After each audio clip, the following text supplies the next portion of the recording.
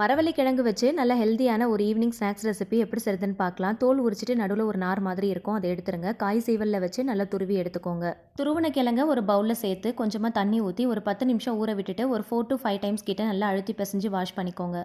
இந்த கிழங்குல இயற்கையாகவே ஒரு சயனைடு இருக்கும். ஸோ அதனால் டேரெக்டாக சாப்பிடக்கூடாது. இந்த மாதிரி நல்லா வாஷ் பண்ணிட்டு தான் சாப்பிடணும். இது கூட துருவின தேங்காய், ஒரே ஒரு ஏலக்காய் வாசனைக்காக சேர்த்துக்கலாம். ஒரு சிட்டிகை உப்பு, ஒரு கப் ரவை சேர்த்து நல்லா மிக்ஸ் பண்ணிக்கோங்க. காய்ச்சி ஆற வச்ச நல்ல திக்கான பால் சேர்த்து நல்லா மிக்ஸ் பண்ணிக்கோங்க. பால் சேர்க்க விருப்பம் இல்லை அப்படின்னா இதுக்கு பதிலாக தேங்காய் பால் இல்லைனா தண்ணி கூட சேர்த்துக்கலாம். மிக்ஸ் பண்ணிவிட்டு ஒரு 15 நிமிஷம் ஊற விட்டுறலாம்.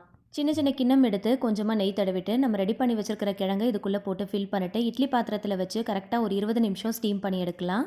சரியாக வேக வைக்காமல் சாப்பிட்டா டைஜஷன் ப்ராப்ளம் வரும். அதனால் கரெக்டாக 20 நிமிஷம் வேக வச்சு எடுங்க. சூப்பராக வெந்து வந்துடும். உங்களோட டேஸ்ட்டுக்கு ஏற்றா போல் நாட்டு சக்கரை, வெல்லம் சேர்த்து சர்வ் பண்ணிக்கோங்க. ஒயிட் சுகர் மட்டும் அவாய்ட் பண்ணிக்கோங்க.